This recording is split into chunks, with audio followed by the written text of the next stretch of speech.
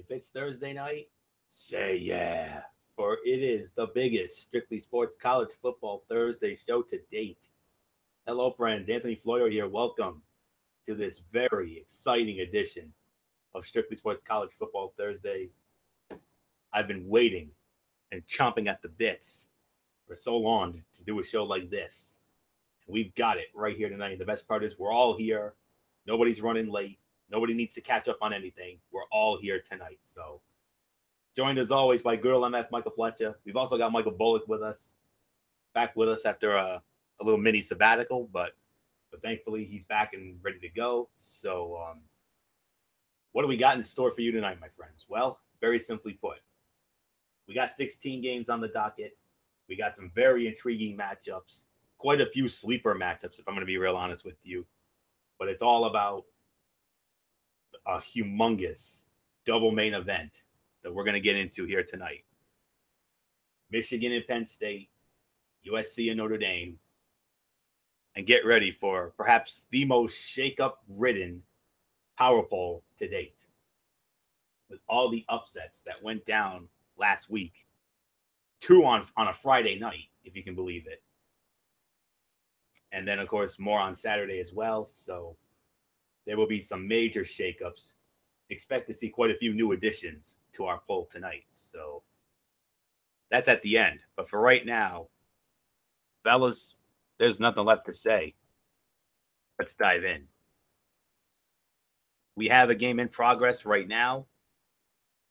Number 25, the new number 25, Memphis Tigers. Well, it looks like their stay in the AP poll is going to be short-lived because they're getting blown away by the Houston Cougars right now, 31-14, with about a minute and a half to go in the third quarter, and Houston is in the red zone. So, a red zone alert for the Houston Cougars. And what is going on in the NFL right now? If you can believe this game right now, this Thursday night game with the Kansas City Chiefs and the Oakland Raiders, this thing is on its way to being a 5-star Shakespearean drama classic in the black hole. That's all I'm saying right now. And if you didn't see that last touchdown, oh my goodness, that was unreal. And let's just say, Florio, things we're getting a little chippy out there. Oh, they got very chippy, Bullock. We'll get more into that tomorrow night on NFL Friday. Believe me, I know what you're talking about. I saw it as it happened. And one other big and one other notable score to update you on. I think it's safe to say, barring something out of the ordinary, the Los Angeles Dodgers are cruising on the road to World Series town. That's all I'm going to say on that. And because they lead 9-1 right now in the 7th, and like I said, barring something out of the ordinary, the Los Angeles Dodgers are perhaps just minutes away from their first National League pennant in nearly 30 years. So we'll definitely keep an eye on all of this as it happens. And 1988 was the last time they went to the World Series. And won it all as well. 29 years, nearly 30. So I know those wonderful fans are chomping at the bits. Trust me, they are. They're just ready to burst into celebration.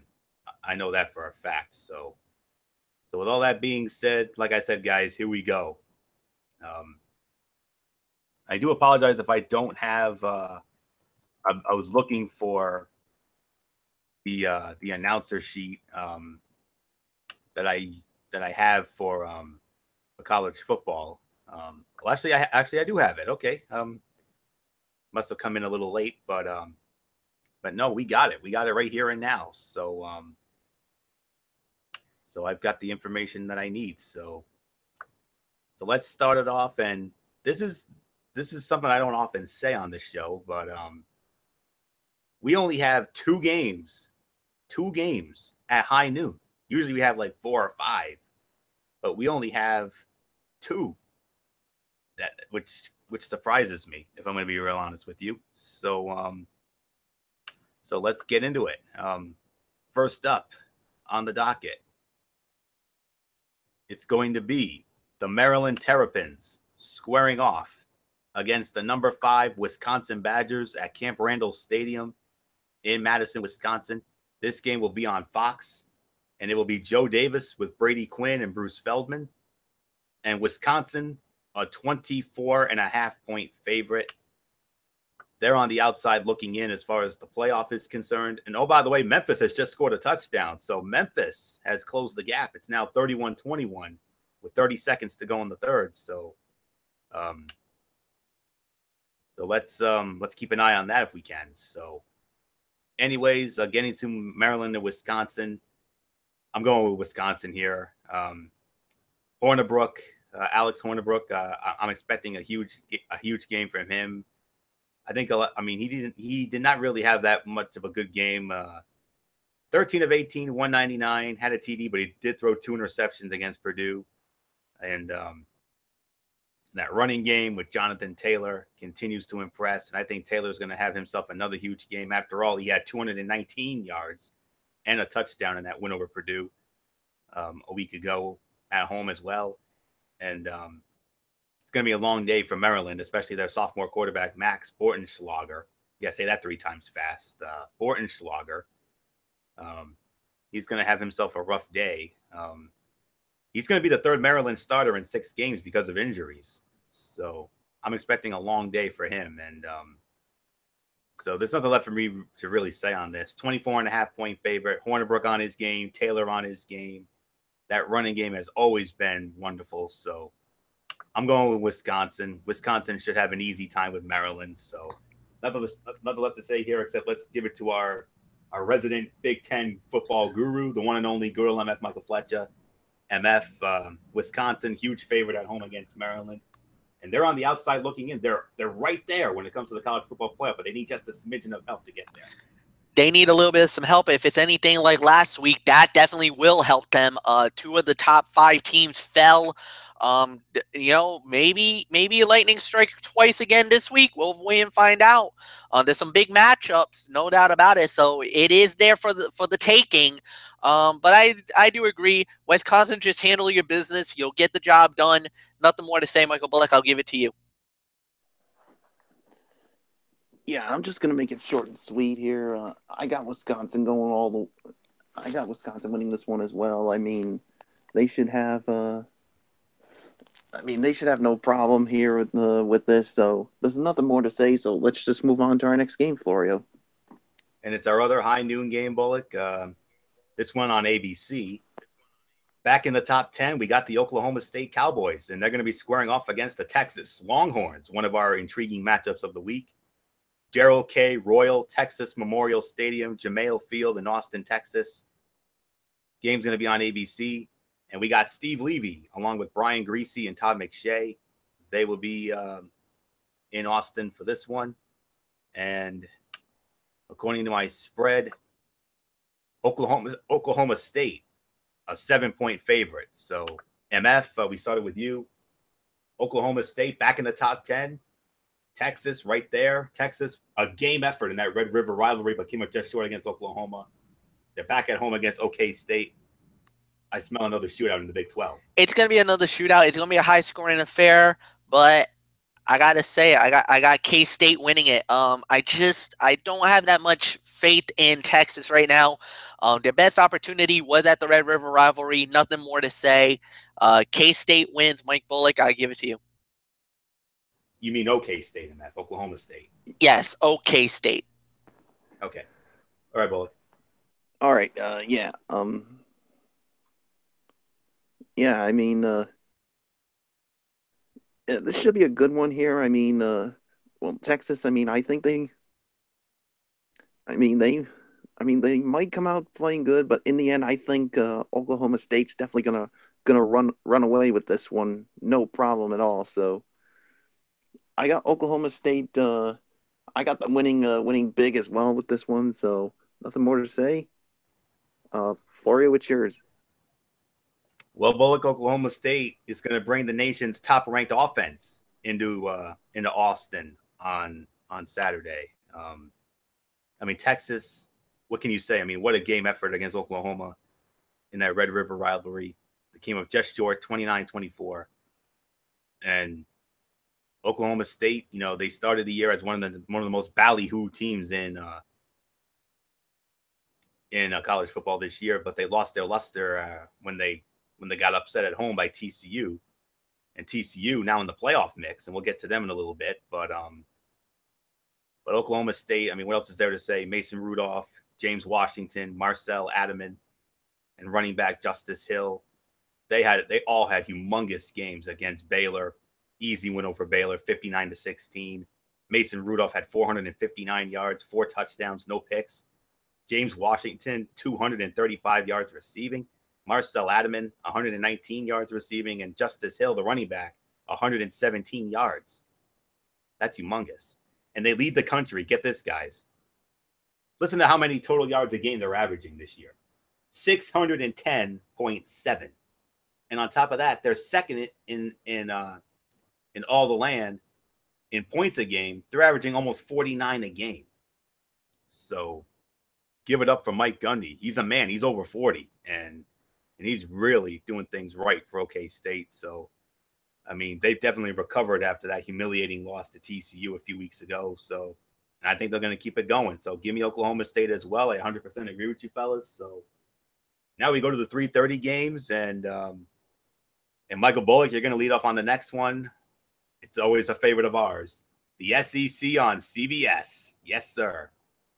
The number 1 team in all the land, the Alabama Crimson Tide, back home at Bryant-Denny Stadium in Tuscaloosa. They're going to be hosting the Tennessee Volunteers. SEC on CBS. You don't need a dirt sheet. You know who's working this one. Brad Nessler, Gary Danielson, Allie LaForce. They'll be there in Tuscaloosa.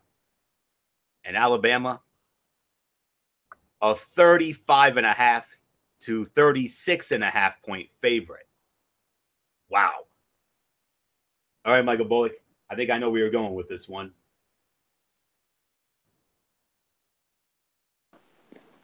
What else is there to say? It's roll tide, roll baby when it comes to the Crimson Tide. I mean, they're just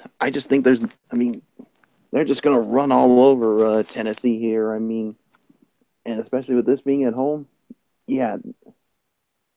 Good luck to Tennessee invading Alabama territory, because it's going to be a long Saturday afternoon for you guys. So nothing else to say. Flory, what's yours? Yeah, it's Alabama. No doubt about it. Jalen Hurts and company. I mean, 35.5 to 36.5 point favorite. I mean, my heart aches for Tennessee. I mean, I was believing in this team. I really was. I mean, they started the year with so much promise. I mean, especially after that memorable opening game against Georgia Tech when came away with that triple overtime win. But it's going to be a long day for Tennessee, like Bullock said. I mean, they are such a mess right now. I mean, SEC when it comes to big plays, they've only registered 19 plays of more than 20 yards. Bama has 39 of those. And Butch Jones frustrated and the whole 9 yards, and rightfully so. I mean, Tennessee -4 turnover margin, Alabama +11. Bama's rolling on offense, averaging about 303 yards of rushing offense a game, 6.5 yards a carry, 24 rushing touchdowns. Damian Harris rolling, Jalen Hurts rolling. I mean, it's going to be a long day for redshirt freshman quarterback for Tennessee, Jarek Guarantino. He's going to have a long day, no question about it. John Kelly, their running back, he's probably going to have a solid game at best, and Evan Berry. So, yeah, it's all Bama. Roll Tide. Roll Tide, roll Jason Hicksonball. Keep on rolling, my friend. I mean, it's going to be a long day for the white and orange when they come into Tuscaloosa. Want to come into our house? That's what Bama's thinking. We're going to probably show you boys the door. That's all there is to it. Bama rolls. MF, 35.5 to 36.5 point favorite. Wow. Yeah, there's really no doubt about it. And the reason why is because if you really think about it, Tennessee hasn't really been that great at all. Like, there's been a couple of games where they've been not so bad. They've been better. But when it comes to the clutch performance, when it comes to the big moments, when they really need the big game or whatnot, and the thing is that we're waiting for Tennessee to trip up. We're like, oh, what's Tennessee going to be like? What's it going to look like? Or this and that and the whole 9 yards. No, guys, what's happening is Tennessee is so strong, or I should say Alabama is so strong that right now there is no fear whatsoever right now with this team. And until they continue to battle it out or continue to show that heart, that moxie, that whatever, they right now are the best team in college football. I mean, I'm going to openly admit it. I think now more than ever, they are definitely the odds-on favorite to win the national championship. After what happened last week, after what happened to Clemson, and we'll get into them because they're playing, I believe they're playing this week, but they took it, that game showed, they could have easily laid off the throttle after what happened to Clemson. And they would be like, but they have to also realize that there's a lot of teams right now that's chomping at the bit that is thinking, oh my goodness, now you're waiting for the other shoe to drop. You're waiting for Bama to drop. You're waiting for them to lose a game. And, but the way they've been playing, there's no doubt in my mind. They are primed. They are ready because they want to play for the national championship at the Mercedes-Benz Stadium in Atlanta because that's where the final is going to be this year. It's going to be in the ATL.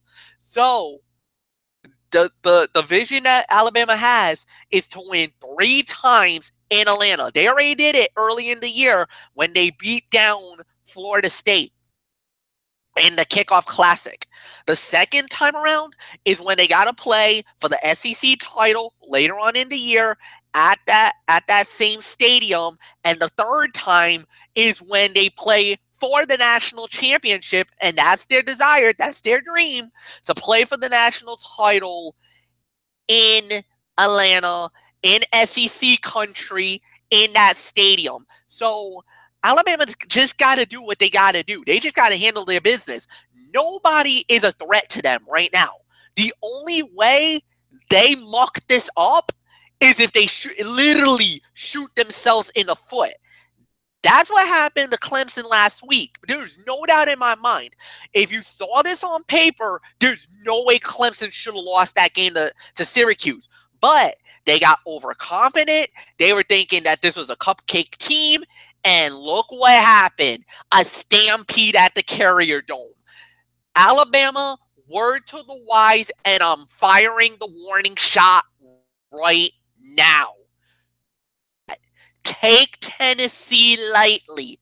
Tennessee is a very good team, even though their record does not reflect it. And even though they haven't played really good in certain games, they are definitely a team that could upset somebody if you do not put the throttle down, if you don't drop the hammer and let them hang around for 3.5 quarters, maybe 4.5 quarters.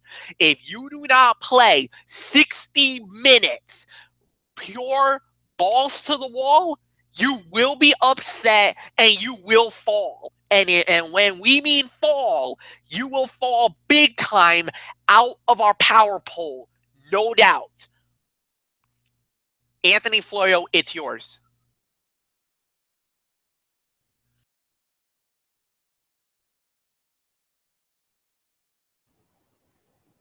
Yes, indeed. I do apologize. A little bit of a frozen moment there. So, all right. Let's get back into the action here of yet another sleeper matchup. And speaking of that Syracuse Orange, MF, that same Syracuse Orange who pulled off that massive upset last week of Clemson in the Carrier Dome, like you said, last Friday night, they look to pull yet another massive upset, but this time they'll have to do it away from the cozy confines of the Carrier Dome, as they will head into Hard Rock Stadium in Miami Gardens, Florida, when they take on the now number 8 Miami, Florida Hurricanes, the U. 3:30 kickoff on ESPN. Bob Wischusen, Brock Huard, Allison Williams, they will be on the call. for ESPN, and yeah, this definitely has this is definitely one of the many sleeper matchups that we're going to get into this week, and there's quite a few of them, and this is definitely one of them. No question about it. The spread is definitely not going to be 35.5 to 36.5 like it was for Bama. It's a 17-point spread. Miami is a 17-point favorite and matchup across the board. So yeah, 17-point favorite for the U when they go up against Syracuse. So Syracuse, you pulled off to me one of the two upsets of the year. The other, I would consider it maybe the second biggest upset of the year.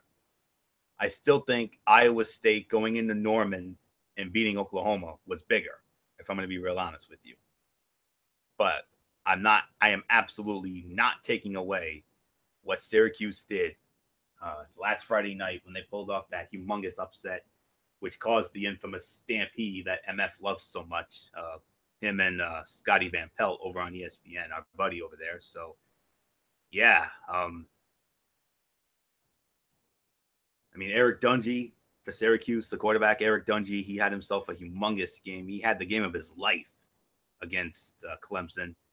And by the way, MF, if you're wondering, Clemson is on a bye this week. They will not be in our docket this week. They should be back next week. But as far as this is concerned, what once looked like a setup win for Miami took on a much different look after last week's results. Syracuse's upset of Clemson got the attention of the now 8th-ranked Hurricanes on Saturday afternoon. And I mean, what else is there to say? I mean, this is going to be a great sleeper matchup here. I know the spread is a little on the lopside, but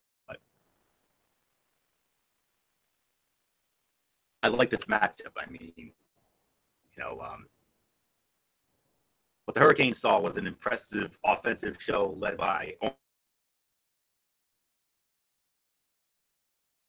6 of his Ishmael for 73 yards and a touchdown, and 4 went to Irvin Phillips for 94 yards and a touchdown. And Ishmael is second in the nation in receptions per game. He's averaging about 9, and he's third in receiving yards. And Phillips is tied for 5th in receptions the game with 8. And as far as Miami is concerned, Malik Rozier, their starting quarterback, he's definitely going to look to keep the momentum going. I mean, the Orange's defense was the difference. He gave up only 17 points. I mean, usually their defense is rather meh. And they also had 4 sacks, and they shut out Clemson in the 4th quarter. And that's a humongous deal right there. And of course, for Miami, their running back Travis Homer, spectacular debut, replacing the injured Mark Walton. 170 yards on 20 carries. And Hurricanes coming off 2 emotional, heart-stopping wins that came down to the final seconds. Of course, that big win at Florida State a couple weeks ago, and then last week when Rozier found Darrell Langham for one of the great catches you will see. And then it set up the field goal for a 25-24 last-second win over Georgia Tech. And, Rozier, hot and cold passer, 274 yards, and Amon Richards, only 1 game. Kobe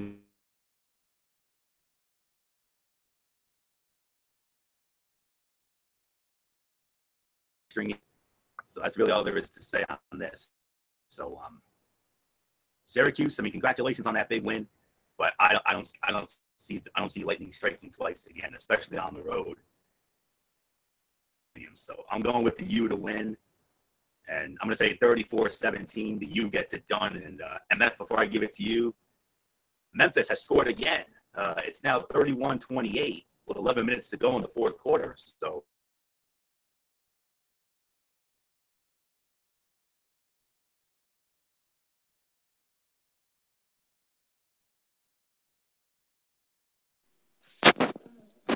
Whoa!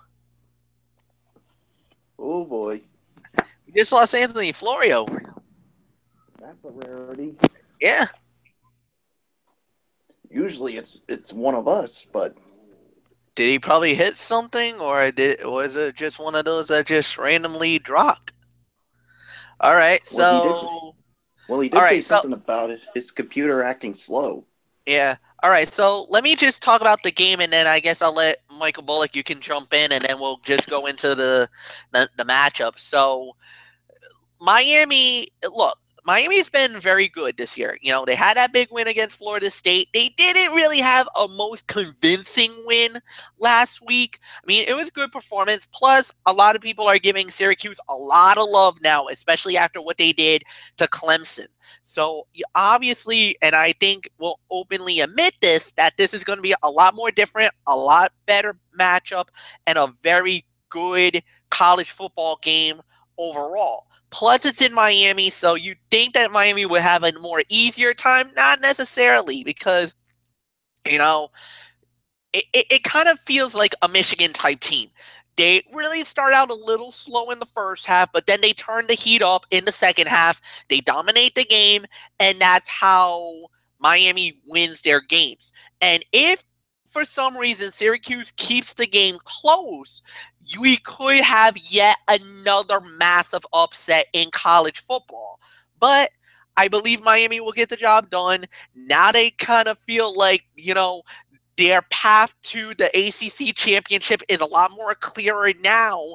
And all they just got to do is just handle their business, win the game, and more importantly, just get the job done. Do not panic. Do not freak out. Do what you got to do. Handle your business. Win the game. And I think Miami will do that. So with that said, Michael Bullock, I'll just give it to you. All right, and we got Anthony back. So, yeah, as far as I'm concerned, when it comes to this game, I mean, Syracuse, like you said, they pulled off the huge upset over the defending national champion Clemson Tigers, and yeah, I could say, I mean, Clemson probably took that, or should I say, most definitely took this Syracuse team too lightly, and that's why now this game is closer than whatever everyone thinks. So yeah, so Miami, I mean, they cannot look past this team. They just gotta do their job and handle their business with Syracuse. If they can do that, they'll definitely be fine. But if they look past them like Clemson did, we can have Syracuse pulling off two upsets in 1 week. Could it happen? It's a possibility, but I really don't see it happening here. So give me Miami to win this one. I'm going to say 31-14 is my final. So nothing more to say except Florio. Let's just move on. I do apologize for what happened there. The connection dropped for a moment, but thankfully we're back up and running here. So, all right, let's move on. We move on to our next 3:30 game. We're going to stay in the ACC. The number 14, Virginia Tech Hokies, at home at Lane Stadium at Warsham Field in Blacksburg. They're going to be hosting the North Carolina Tar Heels. This game will be on ESPN2. Our old friend, Mr. Holy Cow himself, Mike Patrick, he'll be on the call with Tommy Tuberville and Paul Carcaterra. And Virginia Tech, a 21-point favorite. MF, I think we all know where we're going with this one, I'm sure.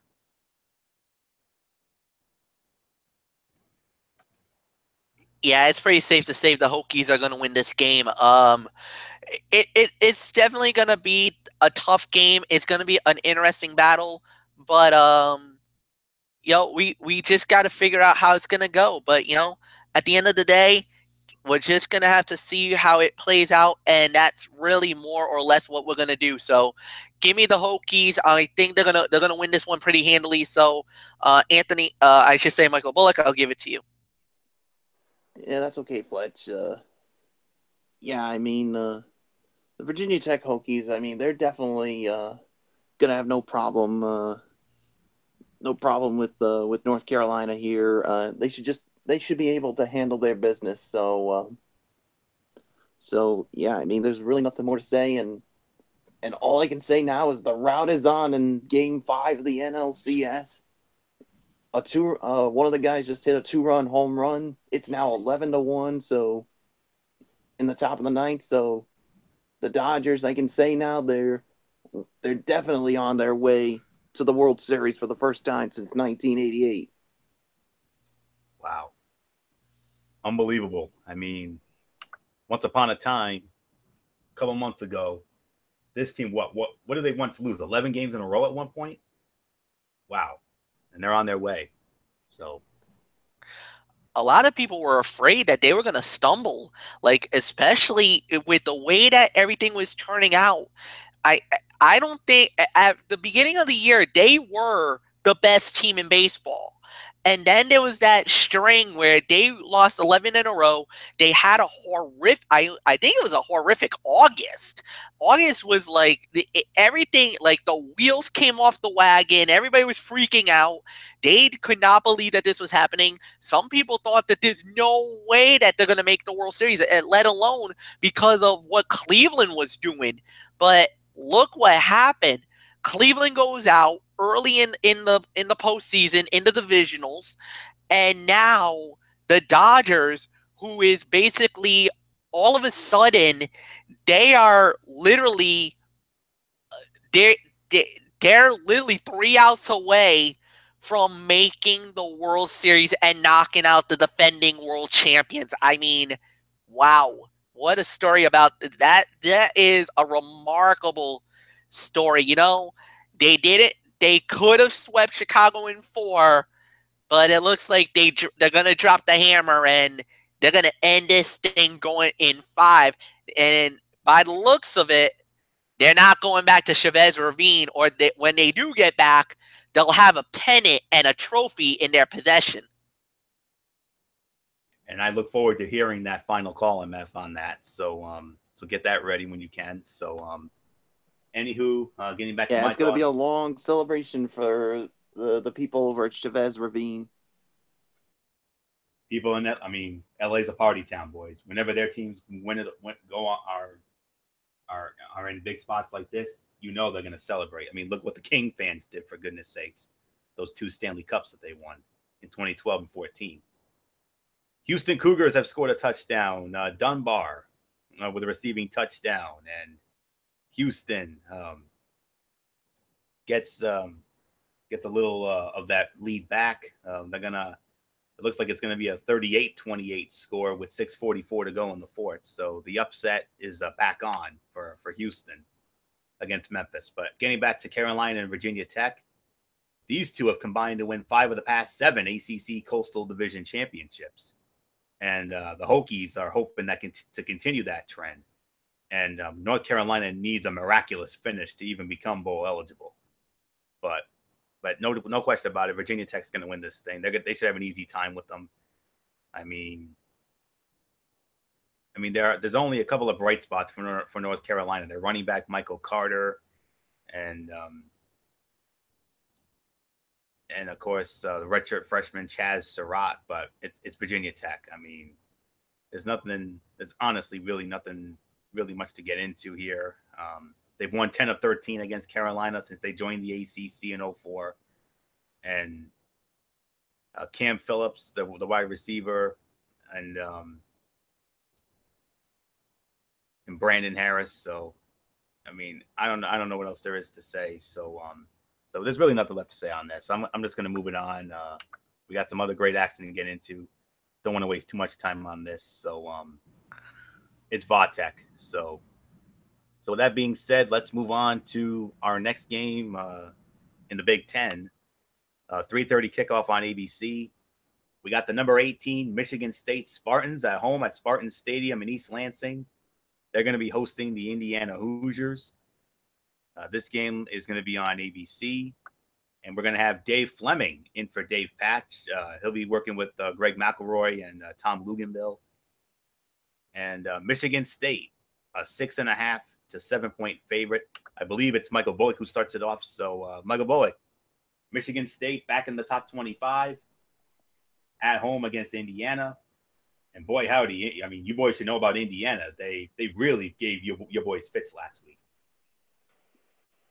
Oh yes, they certainly did, and that's the reason why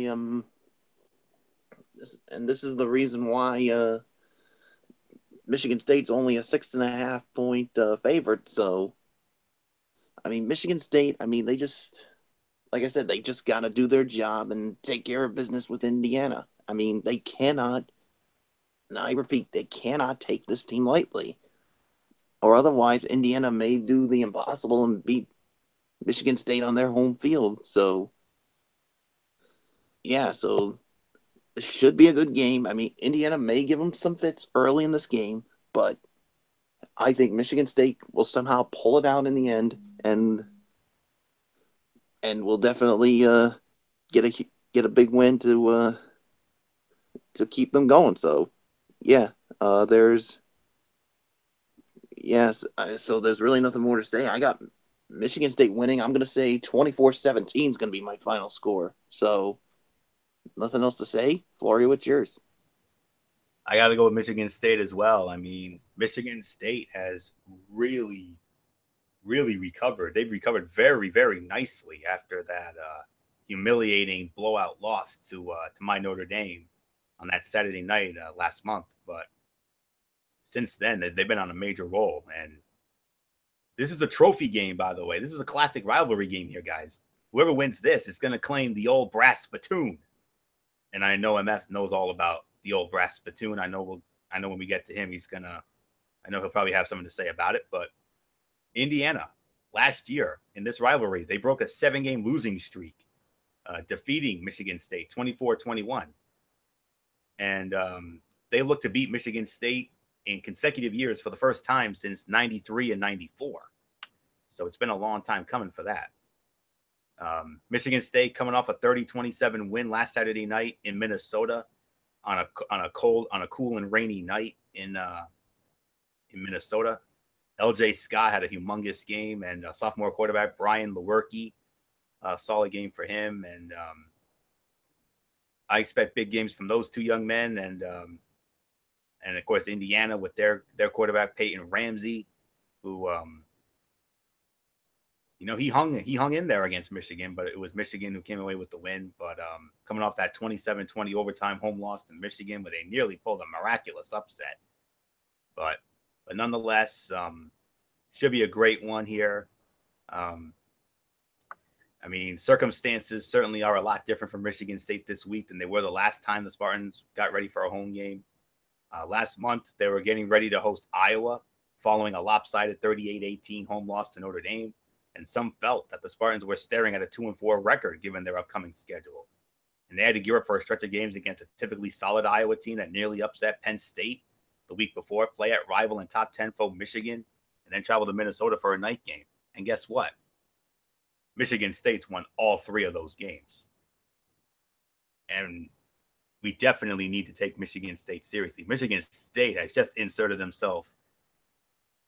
They're saying, okay, we know it's all about Ohio State, Penn State, and Michigan when it comes to the Big Ten. But guess what, boys? We're coming to dinner as well. You boys have another guest coming to the dinner table. And we are the Michigan State Spartans. We're back. And I think Indiana, they'll probably give them fits too, but I think Michigan State will ultimately find a way to win. And Michigan State will really make things interesting in the Big Ten. We thought it was going to be a 3-team race, with Penn State, Ohio State, Michigan. I could even throw in Wisconsin. Maybe we can make this a 5-team race in the Big Ten. And I know nothing would please MF more because this is his conference when it comes to college football. And I know MF is grinning like a Cheshire cat right now, thinking about the Shakespearean drama to come, especially as we get into the final couple of months. We're now in the second half.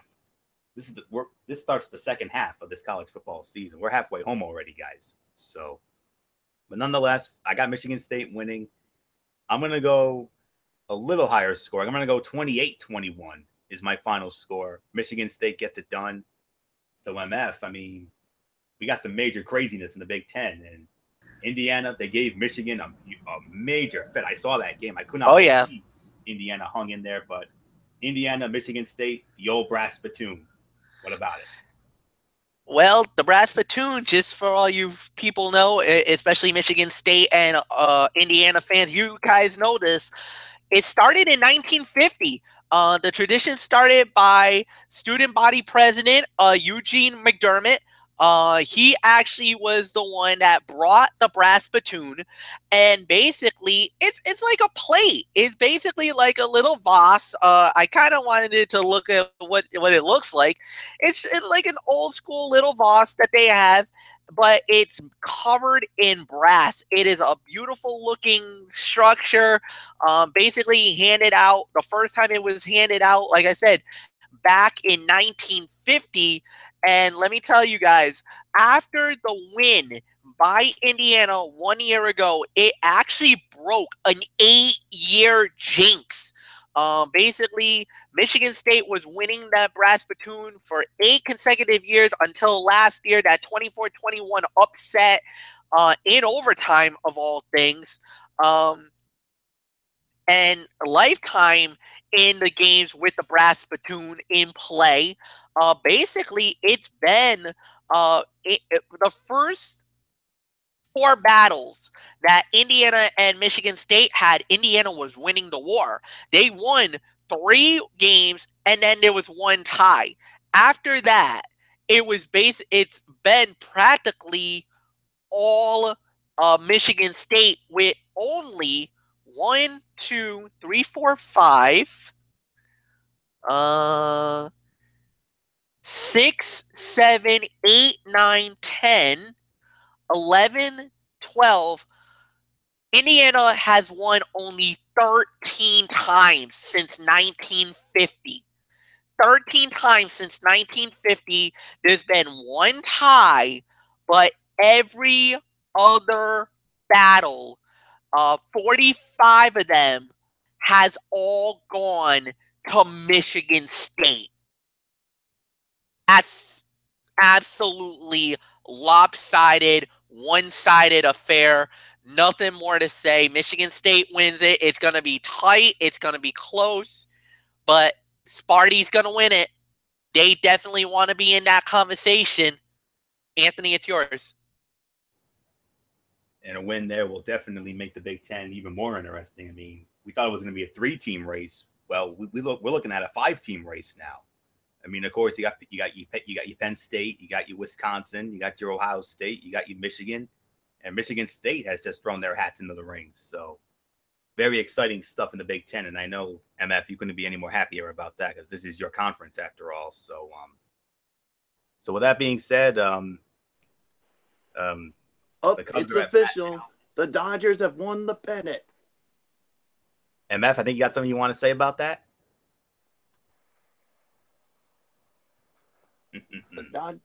The Dodgers are heading to the World Series for the first time since 1988, and somewhere Vince Scully's got to be smiling like a Cheshire cat. Go ahead, Fletch. Yep. All right. There's really nothing to say. There's nothing to say. Let's just move on. Oh. Yeah. Okay. All right. But yeah, congratulations to the Dodgers, to Dave Roberts, and to that entire organization. Yes, sir. So we'll get MF's commentary behind the scenes. We'll do that behind the scenes. So, anywho, yes, indeed, LA Dodgers, well deserved. 29 years back in the World Series. One other Dodger, Kirk Gibson. You got to believe he's got to be smiling somewhere. So, and Memphis has scored another touchdown. It's now 38-35 Houston. 5:14 to go in the 4th. We got ourselves a good old American Athletic Conference shootout going on in Houston right now. So, oh boy. Okay, let's move on to our next matchup. 3:30 kickoff on the CBS Sports Network. This is the sleeper game of the week as far as I'm concerned. The number 20 UCF Knights against the Navy Midshipmen. Jack Stevens Field at Navy Marine Corps Memorial Stadium. Like I said, this game will be broadcast on the CBS Sports Network, and it'll be John Sadak with Randy Cross and Sheehan Stanwyck Birch. They will be there for that one, and UCF, a 7.5-point favorite against Navy. wow, this is a sleeper matchup right here. The power that keeps the scoreboard scoreboard buzzing is to be tested Saturday. High scoring and number 20 ranked Central Florida of the East Division visits Annapolis, Maryland to play West Division foe Navy, whose option-oriented offense is enough to create plenty of sleepless nights for opposing defensive coordinators. In this case, the week will be a long one for Eric Shenander, a former Iowa offensive lineman who was the defensive coordinator for UCF. The midshipmen under 10th-year coach Ken Niumatalolo are averaging 6.2 yards a carry and lead the nation with an average of 397.5 yards rushing. Central Florida is averaging a nation's best 50.5 points a game and is coming off a 63-21 home beatdown of East Carolina last week. Improving quarterback Mackenzie Milton, 324 yards, 2 TDs. Greg McCrae, six carries for 67 yards. Mike Hughes, 66-yard punt return touchdown in the win. And Milton's passing efficiency rating of 203.6 is second nationally, only behind Baker Mayfield of Oklahoma. Wow, if you can believe that. UCF's last visit to the state of Maryland went very well. A 38-10 beatdown at Maryland on September 23rd.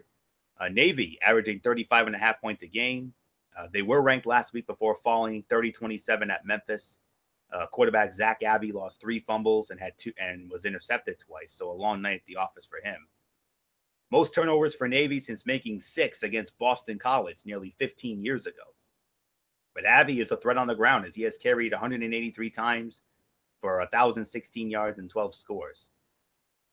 Central Florida 0-12 in 2015, 6-7 last year under Coach Frost, but now they're 5-0, 6-0, and in the top 20. And UCF and the AAC South Florida 6-0 and ranked 16th are the leading contenders to land a berth in a New Year's Six Bowl as the highest ranked team from the Group of 5 conferences. Navy and Memphis are other top possibilities. UCF beat Memphis 40-13 on September 30 in Orlando. And there's really nothing left for me to say. This is going to be a fantastic game. Like I said, this is the sleeper game of the week as far as I'm concerned. But if I'm going to be real honest, I got to go with UCF. I just think that offense is just too good, too strong, and you pretty much heard all the schematics. So I'm going with UCF to win. I think it's going to be a very high-scoring game. I say my final score, I'm going to go 44-41 UCF over Navy in what I think will be a 5-star Shakespearean drama sleeper game of the week without question. MF, it's not often we get excited about an American Athletic Conference game, but UCF and Navy at the Naval Academy, Lordy, is this going to be a fun one? Oh, yeah, this is going to be a really good game, and this is going to be a really good battle, too. Look, let me just call it the way I see it. UCF is a very explosive team. Navy is a ground-heavy team. They love to run the football, and they're really going to try to put a lot of pressure on UCF. Like you said, the scoreboard operator, you're going to be putting up a lot of numbers on this night, and I hate to be the bearer of bad news, but defensive coordinators, you're probably going to need a lot of aspirin after this game is over, because I think we're going to be seeing very high in the 30 level points, maybe 40s. That's all I'm going to say about that. So this is going to be an exciting game, but I am going to go with UCF to win the game. My final score is 45-35 over in the Naval Academy. Michael Bullock, I give it to you. Oh, yes, this is definitely going to be a high-scoring game, and one that I'm sure, I mean, if you're a big fan of offense, this one's definitely going to be the game for you. So, and with this being at the Naval Academy, whew, man, I mean, there's really nothing more to say on it. So, I too have the UCF winning. I'm going to say 48-41 is going to be my final score. So, Nothing more to say. Let's just move on, Florio. And one more Los Angeles Dodger legend. Now that I think about it, after I just saw him, Tommy Lasorda. Tommy Lasorda. Yeah, and you saw the big grin on his face. God bless him. So, all right, moving on to our next game. 4:00 kickoff on Fox. The number 9 Oklahoma Sooners taking on the Kansas State Wildcats at Bill Snyder Family Stadium. This game is going to be on Fox, and on the call for Fox, the A-Team, Gus Johnson, Joel Klatt, the beautiful Jenny Taft. They will be there in Manhattan. And Oklahoma, a 2-touchdown favorite, 14-point favorite against Kansas State. So, MF, we started off with you. Baker Mayfield in Oklahoma going up against Kansas State. I smell trap game for Oklahoma. Like one of the guys on, I think it was the movie Star Wars, it's a trap.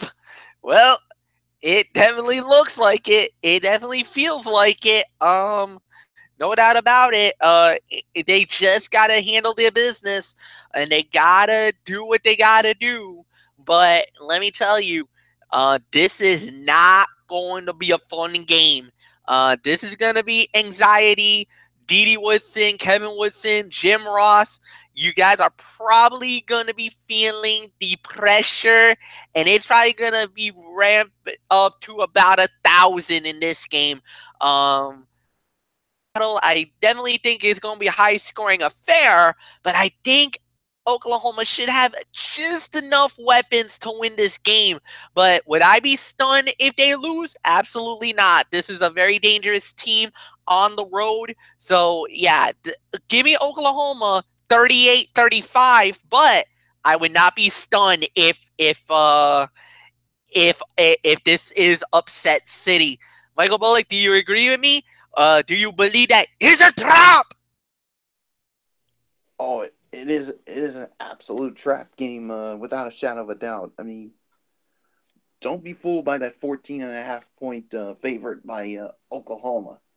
I think this is going to be much closer than that. I mean, Oklahoma really just needs to basically just do their job and take care of their business, and they should win. But if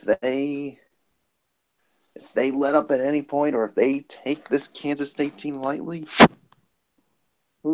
I think this could be upset city. So, wow, I mean, we already saw Oklahoma get upset once. Oh, this is tough. I mean, this is going to be a close one, but you know what? I'm actually going to do it. I'm going to pull the trigger. I'm going to say Kansas State pulls off the upset. I'm going to go with the same score, 38-35. I mean, they are at home. They're going to be fired up, and yeah, I mean, there's really nothing more to say. I'm going to call for the upset. Kansas State over Oklahoma. Nothing more to say. Florio, I'm putting you on the spot. Is it going to be Oklahoma? Or are you going to go with me and my upset? No, I'm sorry, Bullock. I got to go with MF on this one. I got to go with Oklahoma. I mean, I wouldn't be surprised if K-State pulls the upset. I mean, this is most certainly a trap game, like I just said. But they've got quarterback issues right now. Kansas State, their quarterback, Jesse Ertz, he started strong but was replaced in a double overtime loss at Texas by Alex Delton because of an undisclosed injury. Play last week against TCU, he's completing just 55% of his passes. He is still the team's leading rusher, but not for long, as their running back Alex Barnes should pass him in this game if Ertz does not play. Alex Delton, a redshirt sophomore, started his first career game against TCU. 11 of 29, 146 yards, no TDs. A run-first quarterback, 39 yards and just 19 carries. They are averaging 208 yards a game on the ground and 186 through the air. Their receivers are dropping way too many catchable passes. A position considered a strength in the offseason sees walk-on Dalton Sean leading in receiving yards 286 and TDs 3, and second in catches with 13. But Oklahoma, Baker Mayfield, I mean, coming off of an emotional 29-24 win over Texas in the Red River rivalry. I mean, there's really nothing left for me to say here. I got to go with Oklahoma. That's too big of a spread. So 38-24, Oklahoma over Kansas State. Should be a good one, though. Now we go to the primetime games. Number 16, South Florida. They're going to be taking on the Green Wave of Tulane at Benson Field at Yeoman Stadium. It's a 7 o'clock kickoff. This will be on ESPN2. And it will be Clay Matvick and Kirk Morrison on the call. And South Florida is an 11.5 to 12-point favorite against Tulane. So I believe it's Michael Bullock who starts it off. So Bullock, South Florida and Tulane. 11.5 to 12-point favorite for South Florida. What do you think? Yeah, I mean, I'll tell you what. I mean, South Florida has been doing really good so far. I mean, undefeated so far, 6-0, and of course 3-0 in an American Athletic Conference play, and yeah, they'll be putting their 11-game winning streak on the line. So, but yeah, I mean, Charlie Strong has got this team playing well as they are. So, yeah, I mean, they have they're number 3 in the nation in rushing defense and number 8 in rushing offense, and they rank and in South Florida ranks first in the nations in interceptions and turnover margins. So, and of course on the offense they're led by senior quarterback Quentin Flowers. So, yeah, I mean this could. Yeah, I mean I expect him to have a really good game here, and yeah, so there's really nothing more to say. So I got South Florida winning this one. I'm gonna say 31-17 is gonna be my final score. So nothing more to say. Warrior, what's yours? Number 16 Bulls putting their nation-leading 11-game winning streak on the line against improved Tulane Saturday night at Yeoman Stadium. A victory over Tulane would give USF its best start in school history and would continue the Bulls' search for national affirmation. They've done much more than win 11 straight games. During their last 23 games, UCF has scored at least 30 points, matching a mark set by Chip Kelly's 2011-2012 Oregon teams for the longest such streak in NCAA history. Streak opened with a 44-23 win over Temple on November the 14th, 2015, and USF has averaged 42.5 points in those games, and they're averaging 42, nearly 43 a game this season. But Coach Strong is concerned about the defense stopping Tulane's rejuvenated option offense. And Strong's calling card has always been defense, and that's been the case in his first year with USF. They're number 3 in the nation in rushing defense, number 8 in rushing offense, and top-ranked Alabama and number 3 Georgia are the only other teams that rank in the top 10 in both categories. USF also ranks first in the nation in interceptions at 15 and turnover margin plus 13. And Quentin Flowers, who surpassed 3,000 career rushing yards in that 33-3 beatdown of Cincinnati. And he's rushed for more yards as a quarterback than even Tim Tebow, if you can believe it. And but Tulane, their second-year coach, Willie Fritz, coming off a disappointing loss to Florida International, 23-10. Their running back, Dontrell Hilliard, was held in check, as well as junior quarterback Jonathan Banks. So, and USF special teams have been superb. Their kicker, Emilio Nadelman, has made all 4 field goals against Cincinnati and is 14 out of 15 on the season. So I'm going with USF to win, mainly because of Quentin Flowers.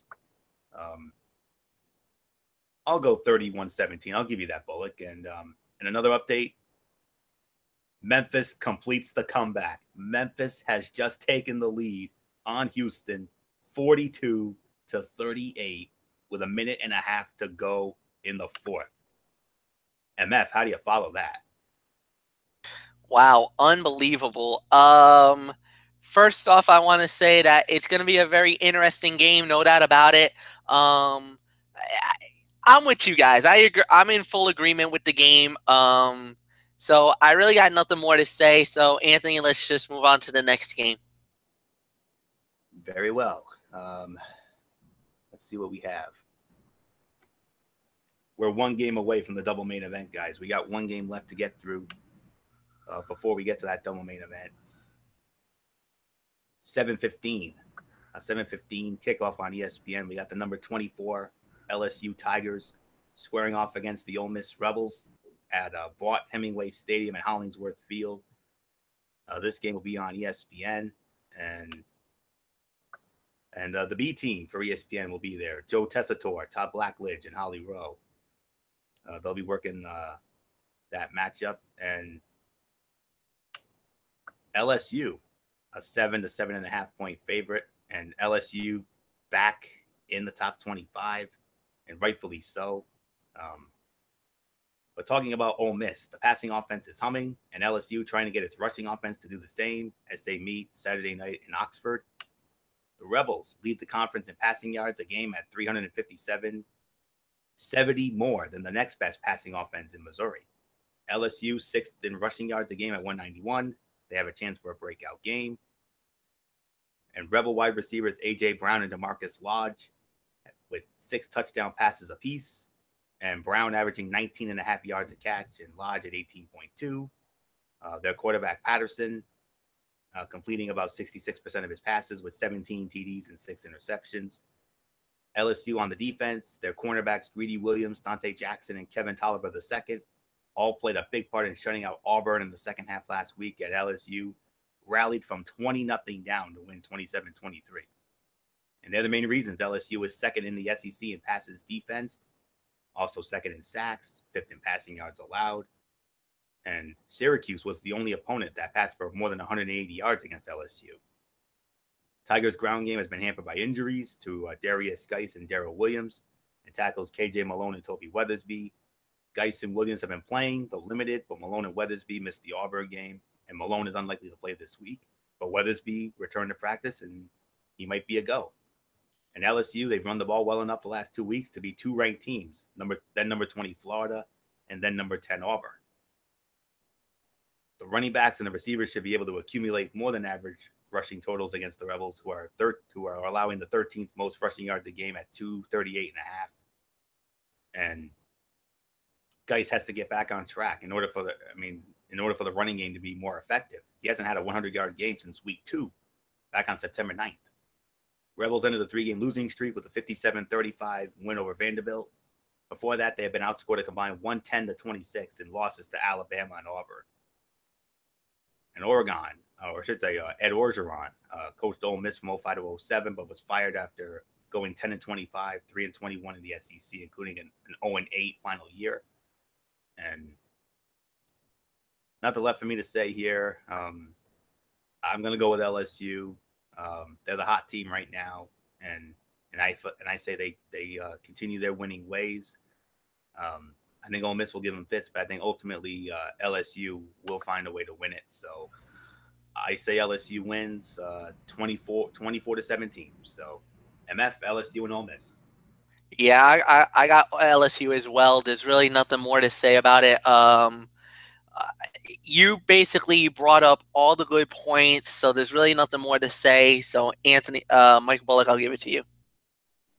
Yeah, I got LSU winning as well. I mean, they're on a hot streak right now, and back in the top 25. So I expect them to continue on this roll. So yeah, there's really nothing more to say. You pretty much touched on everything. So let's just move on, gentlemen.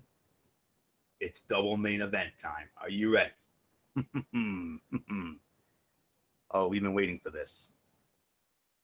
The first half of our double main event. 7:30 kickoff on ABC. The number 19 Michigan Wolverines squaring off against the number 2 Penn State Nittany Lions, Beaver Stadium, Happy Valley, whiteout conditions. It's going to be a whiteout, folks. The Saturday night game of the week on ABC. You know who's working this one. Chris Fowler, Kirk Herbstreit, Maria Taylor, they will be in Happy Valley for Michigan and Tom Rinaldi's going to be there as well. So, and only fitting they bring him in. This game is too big to have just one sideline reporter. You need two for this one. Penn State, 9.5-point favorite in this game. Nothing more to say. That the schematics are all out there. And it's only fitting. Good old MF Michael Fletcher gets to start this off because I know this is the second biggest game of the year for him. The bigger game is a month from now. But MF, Michigan, Penn State, first half of our double main event. Get after it, my friend. There's really nothing more to say. This is prime time under the lights, and this is the big one. If you're Michigan, this could be the moment where either A, you could be right back in the Big Ten mix, or B, you're out completely. This game could solidify a playoff berth, or it could make Penn State a legit contender for the Big Ten, not only the Big Ten, but for the college football playoff, or it could knock them down a peg in the national title contender and could really hurt their chances to win the Big Ten Conference. It's that kind of game. This is a real dangerous situation, to say the very least, for either team. The balance of power tilts one way or another. Michigan has been living on the razor's edge throughout the season. And what it is they've had very suspect first half, but comes together in the second half. They cannot afford to do that against Penn State on Saturday night. They're going to have to play 4 quarters, because if they don't, Penn State will destroy them. Penn State is that explosive offensively, defensively, and they got right now, in my opinion, the Heisman Trophy contender in Saquon Barkley. He's been unbelievable on 2 fronts. He can catch the ball and get out into the open field with his 4.3 speed, or he can light you up, on the ground. Michigan is going to have to figure out a way to limit Saquon Barkley. If they don't, Michigan loses. I'm telling you this right now. Michigan will lose that game. There's really nothing more to say. This is without a doubt going to be an unbelievable game. I can't pick a winner on this one. So, Michael Bullock, I'm just going to give it to you. So, Bullock, it's all yours, my friend. This is definitely one of the games of the week, and this will be unbelievable to watch. This has got the feeling of this is a big fight feel, and you got two teams in the Big Ten fighting for something. Penn State fighting for a chance to be in the college football playoff. And right now, if the season were to end today, they'd be in. And just think, guys, if they get in, just imagine with what this team, this school, has gone through just to get to this situation. Everything that went down with the whole Jerry Sandusky situation. And when, many people thought that this would, it would destroy this team. But this, it has risen from everything just to get to this point. And now here they are, big game against one of their conference rivals, Michigan. I can't imagine what that's going to be like Saturday night with the whiteout. It's such a special feeling. And for Michigan, what they need to do if they want to have a shot at knocking off number 2 Penn State, they need to strike early. They need to take that big crowd of over 100,000 out of the game early and put the pedal to the metal on them. If they can somehow do that, they just may be able to pull this off. And for Penn State, they just gotta do what they've done that's made them be the number 2 team in the nation. Continue to dominate, play well defensively, play well offensively, led by Heisman Trophy contender Saquon Barkley. I mean, Barkley has just been unbelievable this season. And if he continues playing at the rate like this, he could win that Heisman Trophy come December. So I can't believe I'm saying this, but I just simply can't pick a winner. I mean, this is I just want to sit back. I mean, I just want to see how everything goes with this game, and I just simply want to enjoy it. So I can't believe I'm saying this, but I can't pick a winner here. So nothing more to say. Florio, it's yours. You can't pick a winner. You can't pick a winner. How about it? Well, guess what? I can pick a winner. I'm going with Penn State. There's no ifs, ands, or buts about this. I mean, I know Michigan's going to give them fits, of course, but I have not liked what I've seen from Michigan the last 2 weeks. I mean, they got manhandled by Michigan State in the Big House a couple of weeks ago. They were lucky to escape Bloomington, Indiana with that win last week. They got lucky, if I can say that honestly. But if you boys should somehow find a way to get this done, I would be impressed. I mean, Penn State did not play last week, and they begin a season-defined, and this is the 3-game stretch. MF and I talked about this on the last show. This is the first of 3 humongous games for Penn State. This is the first one with Michigan. We'll talk about the other 2. Well, then they have to go up against they got to go at Ohio State and at Michigan State. So the Lions are focused on a Wolverine squad that blasted them 49-10 last year in Ann Arbor. Penn State then went on to win 9 straight games afterward en route to the Big Ten championship and are 15-1 since. The only loss, the greatest Rose Bowl game of all time, 52-49 against USC. The numbers speak for themselves. 15-1 for Penn State. Lions running back Saquon Barkley, the FBS leader in all-purpose yards a game, 217. He's a Heisman Trophy candidate. And quarterback Trace McSorley has also played well. Saturday's game, however, looms as a defensive struggle. Penn State is atop the FBS in scoring defense, 9 points a game, while Michigan leads the way in total defense at 224 yards a game. The Wolverines are also in the top 10 nationally in scoring defense, rush defense, and pass efficiency defense. Wolverines followed up a loss to Michigan State with a 27-20 overtime victory at Indiana, as junior Karan Higdon ran 25 times for 200 yards and 3 touchdowns, all career highs. And his 25-yard scoring run on the extra period was the difference. Quarterback John O'Korn was only 10 of 20 for 58 yards through the air, and said Monday his outing was definitely not up to his own goals and aspirations. Wolverines are 8th or worse in the Big Ten in every major offensive category except rushing, and have scored only 6 touchdowns on 18 visits to the red zone.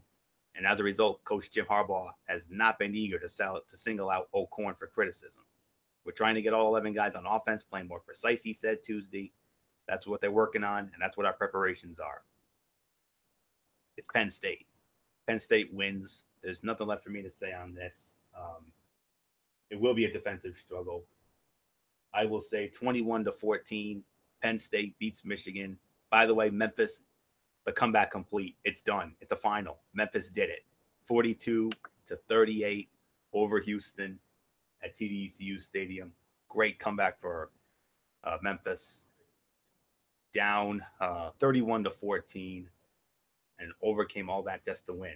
And we got Shakespearean drama right now, guys, on Thursday Night Football. Kansas City Chiefs leading 30-24.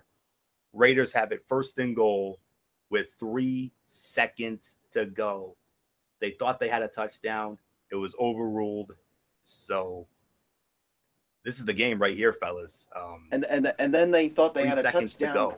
the second time, but it was called back for Overturned by a pass interference, by a PI on Crabtree. Here we go. Wait a minute. We got a flag. Uh-oh. Oh, yeah. And if it's against the defense, It's an untimed down, and it looks like it's on Kansas City. it is. Oh boy. How many last plays of the game did you have? You're going to see this. He's going to hold him. We get one more play. One more. And it's half the distance, so this is going to be down at like the 5-6 yard line. Yep, it's holding. He held 87. Game cannot end on the defensive. So here we go. Yeah, game cannot end on a defensive penalty. Nope. This is it. Timeout called by Kansas City. Yep, timeout KC. 30-second timeout. It looks like the old Shanahan rule has come into play. Well, it's really not a Shanahan rule. You just want to get the right defense on the field, and if you're Oakland, you need the right play, because remember, this is not icing the kicker, because this is not a kick situation. You need a touchdown to win. So basically, whatever play you got, it better be the right play to win. Unbelievable way to end Thursday Night Football. Oh, my God. All right. Here we go. This is it. Here we go is right. Barring another defensive penalty, this is the last play of the game. Incomplete. Make or break right here. Here it is. Oh, we got another flag. Ah.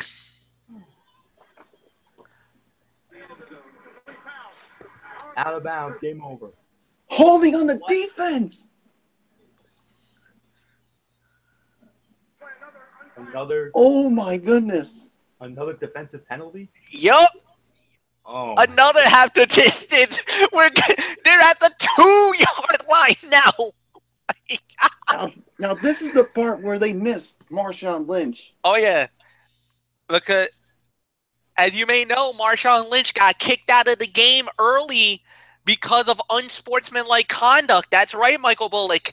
This is where normally 9 times out of 10 you got. Here we go. Derek Carr. Does he have it? Touchdown! Michael Crabtree! Here it is. Yeah! Oh my goodness! You gotta be kidding me! Are you kidding me? Are you kidding me? Holy cow. Santa Maria. Wait a minute. You got to worry about the extra point now. Oh my, yeah. First, did he catch it? Okay, yeah. Oh, that's good. Okay, that's good. No, that's good. That's fine. Touchdown there, good. He broke the pylon, no doubt about it. He's in. Oh my gosh. And now, yeah. Oh, poor pylon can't just got destroyed. But at this point, Michael Crabtree could care less. What a night. But it's all about the field goal now. Can you get it? You mean the extra point? Yeah. And ever since they put that rule in back in 2015, that's no easy task now. Mm-mm. The Raiders make it, they win. They miss, we go to overtime. And what a huge win this would be for them. Oh yeah, without a doubt. What a touchdown! What a play! Monumental. Look at Yeah, it's under review. definitely. But it's definitely a touchdown. So yeah, no, he definitely has it. It's so close, you have to review it. My Lord, what a night. There you go. Good. The touchdown stands. And now we go for the extra point. If he makes this extra point, Raiders get the win. And think about this, Kansas City 2 straight losses. Oh man. All right, here we go. For the win. Here it is. Oh my gosh. Oof. Oh my gosh. The Oakland Raiders, by that much, beat the Kansas City Chiefs. Holy moly. What are the odds of 2 5-star classic football games on the same night? One in college and in the NFL. 5-star classics with Shakespearean drama. I'll say this right now, boys. I don't know how you feel about it, but to me, this is the game of the year in the NFL up to this point. I can't disagree with that. Unbelievable game, unbelievable finish. Huge win for the Raiders. Absolutely unbelievable win for them. They really needed this badly with the win. I mean, they started off the season 2-0, lose 4 in a row. If they fall to 2-5, they're done. Goodbye. They're gone. But now not only that, but think about this. Kansas City has just now lost their second straight game.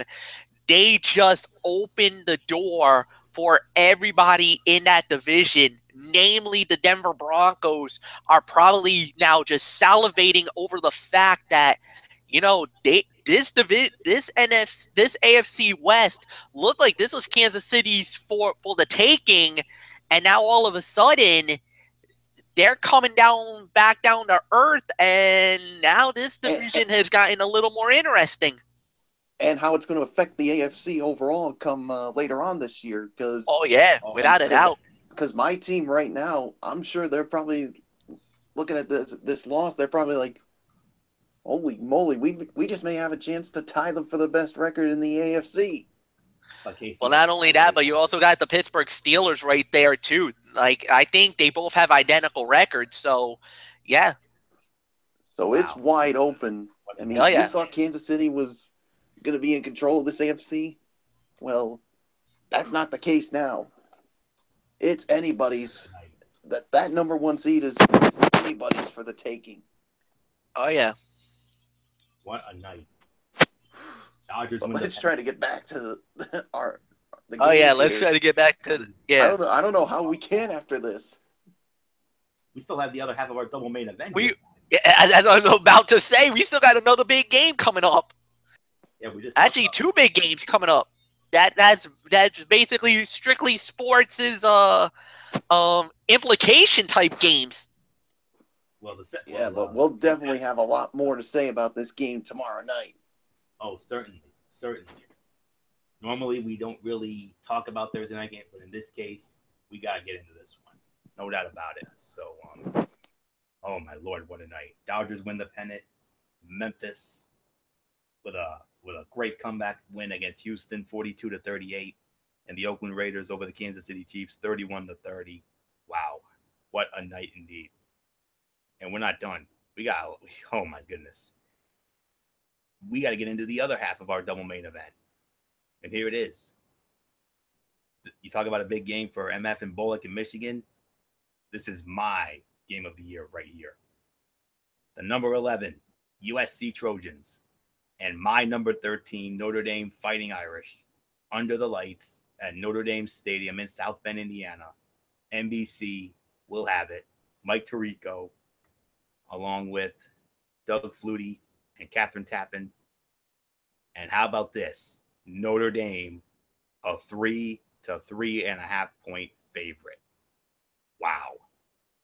Michael Bullock, what else is there to say, man? One of the greatest rivalries in college football history gets renewed under the lights. USC, Notre Dame. I got this game circled in blood red. But you lead off first, man. Give me your thoughts, and I'll take it from there. No detailed report. I want the detailed report. This one, just give me your thoughts on this.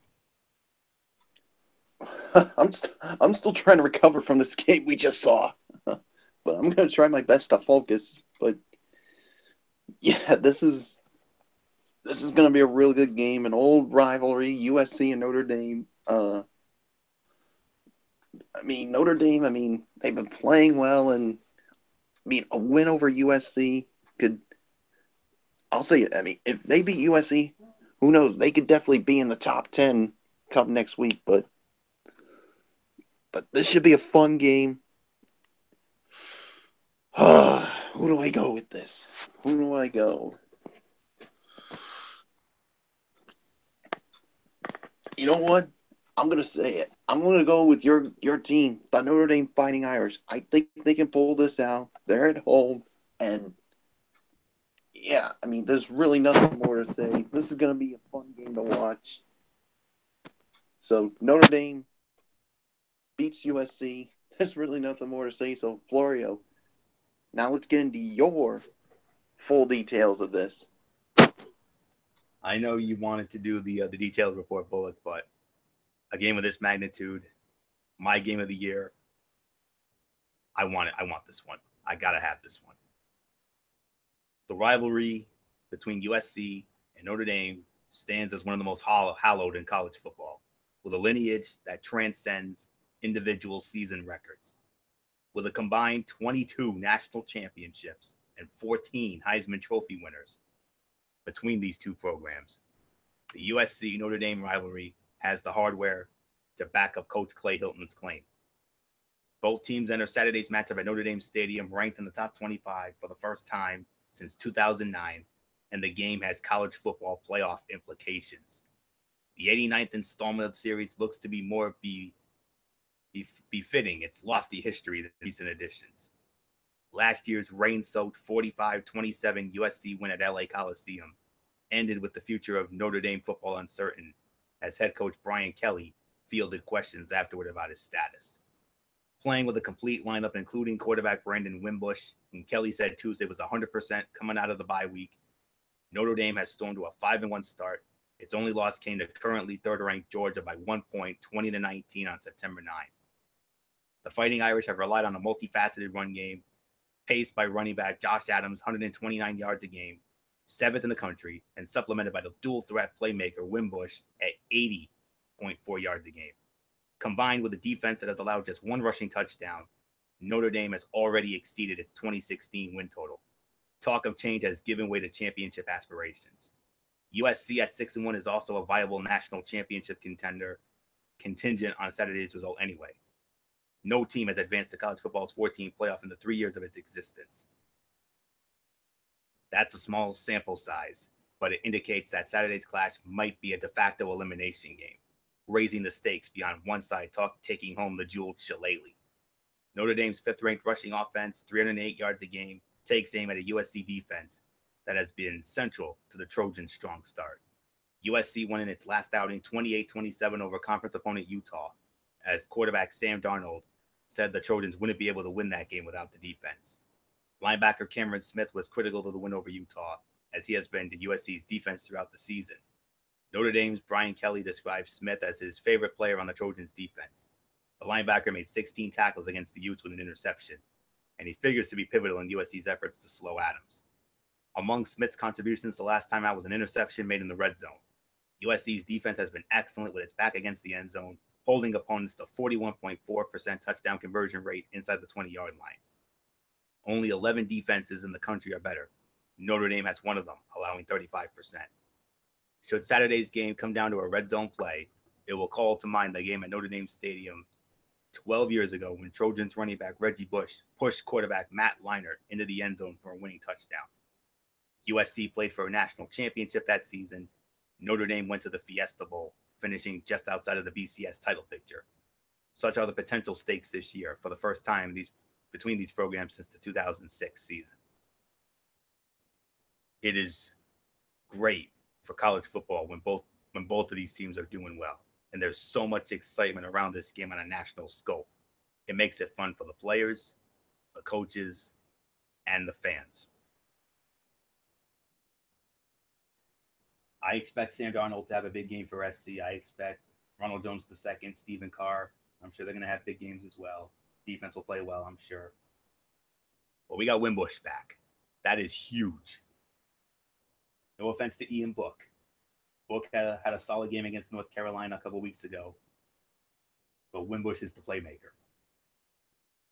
Equivalius, St. Brown, Josh Adams. That running game is dynamic. They're 3 to 3.5 point favorites. They're at home. This is my Easter, folks. This is my Easter right here. This is the game that I have circled in blood red. Just like Michael Fletcher and Michael Bullock have the Ohio State game circled in blood red for Michigan. If USC was unbeaten, I probably would have gone with SC. But SC lost. They have a loss against them. And it was on the road at Washington State. Thankfully, USC has rebounded from that. It makes Notre Dame's chances of getting into the playoff a little better. And I know that'll definitely make that tougher than a $2 state committee open their eyes. And if they win this game, Notre Dame, how this wouldn't open the committee's eyes would be beyond me. I'll make a statement here and now. If Notre Dame wins this game, there ain't no ifs, ands, or buts about it. They will be in the Power Poll next week. They have to do the job. Fellas, do your job. You have no idea how much I want this win. It's been a long time since I've wanted a win like this. I don't care how it's done. I don't care if you rout them.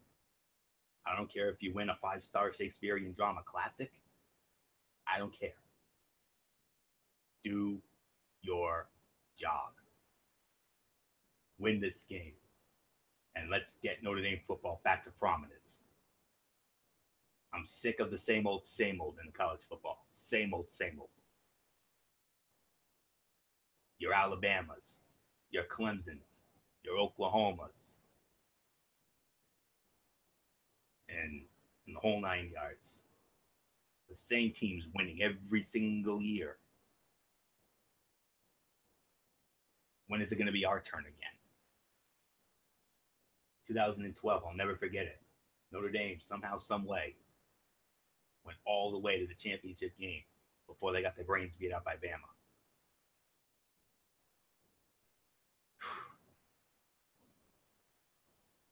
I cannot tell you